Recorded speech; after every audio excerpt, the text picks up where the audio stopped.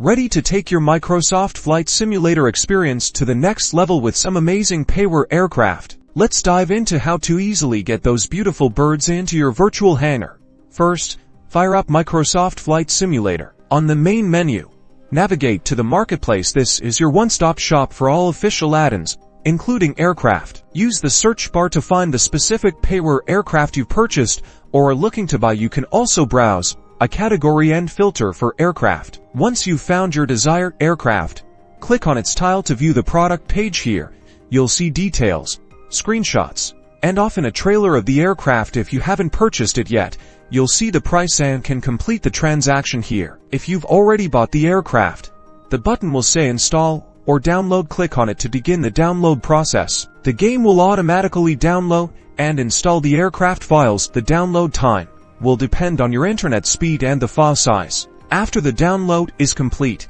the installation is automatic. You usually don't need to do anything else. Now, head over to the world map, select your departure and arrival locations, and click on the aircraft selection menu. Your newly installed Payware aircraft should now be listed and ready to fly.